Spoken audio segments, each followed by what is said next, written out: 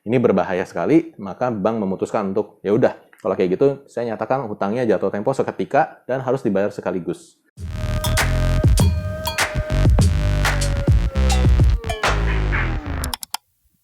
Nah, ini adalah resiko yang terakhir yang saya berikan sebagai contoh terkait dengan overcredit tanpa melalui bank, yaitu kalau seandainya keadaan tersebut diketahui oleh pihak bank, baik itu diketahuinya entah karena kebetulan debitur tersebut menjadi sampling audit gitu, atau memang lagi kebetulan aja ada kunjungan gitu dari pihak bank gitu untuk mengenal debiturnya lebih jauh. Nah, terus tiba-tiba ketahuan ada kondisi seperti ini yang mana loh kok udah bukan orangnya nih, bukan debiturnya nih yang tinggal di sini, debitur yang tercatat nih. Terus dibilang udah malah jual beli segala gitu. Waduh. Ya itu sudah jelas melanggar klausul perjanjian KPR gitu. Yaitu dengan pelanggaran tersebut, maka bank berhak untuk menyatakan hutang KPR-nya itu untuk jatuh tempo seketika dan harus dibayar sekaligus.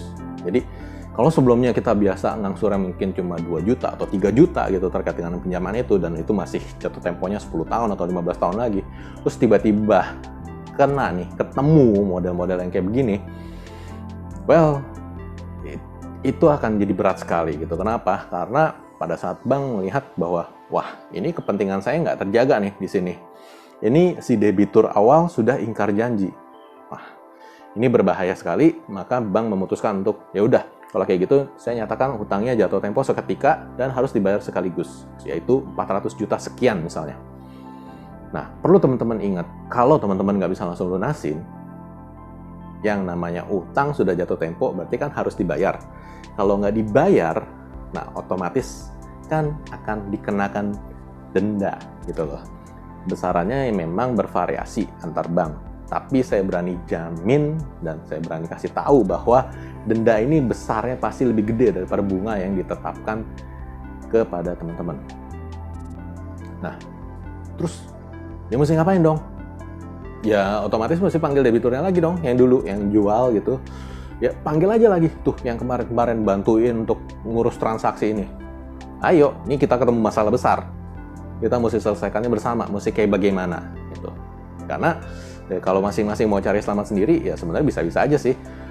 Kita sebagai pembeli dari rumah tersebut itu yang di overcredit ke kita sih sebenarnya bisa mikir, ya sudahlah kan, saya kemarin juga baru ngangsurnya mungkin baru setahun gitu, itu ya udah deh, anggap aja saya ngontrak gitu, udahlah, bisa juga kayak begitu. Nanti yang rusak kondisinya ya si debiturnya itu, ya si penjualnya yang tiba-tiba mesti langsung bayar sekaligus. Nah, itu kan nggak gampang gitu loh.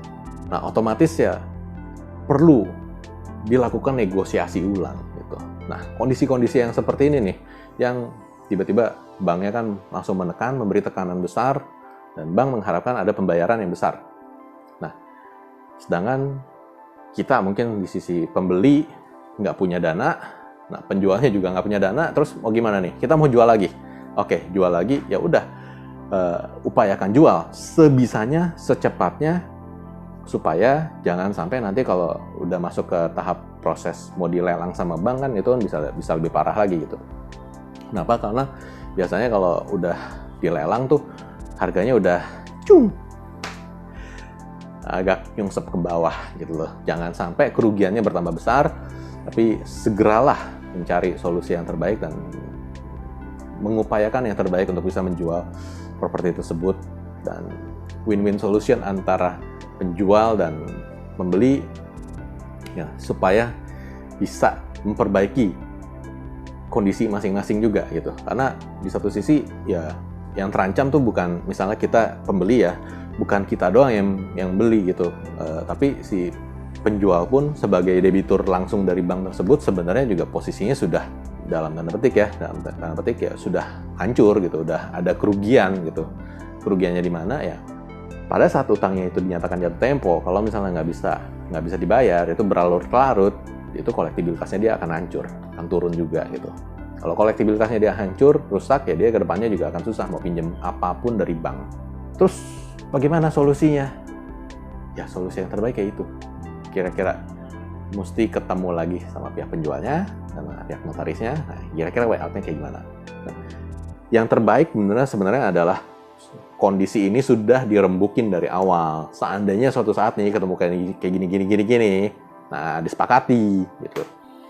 Tapi balik lagi kan, ya biasanya orang kan nggak nyadar kalau ada resiko-resiko seperti ini. Jadi kembali lagi, ya kalau sudah nasi menjadi bubur, ya udah kalau bisa dibumbuin gitu biar enak gitu. Jadi ya udah apa yang bisa diperbaiki ya diperbaiki gitu. Tapi kalau misalnya nasinya belum sampai jadi bubur, artinya belum terlanjur transaksi model-model kayak begini, sebaiknya dihindari ya teman-teman, supaya nggak timbul suatu kerepotan yang berkepanjangan dan bisa menambah stres dan lain-lain. Gitu. Oke, lebih baik kita transaksinya yang lempeng-lempeng aja deh, gitu. Lebih simple gitu. Walaupun memang mungkin ada biaya tambahan, tapi apa sih yang bisa dibandingkan dengan peace of mind gitu, ketenangan pikiran karena tidak ada masalah. Gitu. Jadi jangan sampai nanti teman-teman nyesel kalau memang saat ini sudah hampir melangkah mau menjalankan transaksi over credit tanpa ngomong sama bank, tanpa persetujuan dari bank. Please stop it gitu. Jangan melangkah lebih jauh dan lebih baik kamu pertimbangkan transaksi yang lain saja gitu. Oke? Demikian informasinya untuk saat ini. Semoga bermanfaat dan sampai jumpa di episode berikutnya. Bye.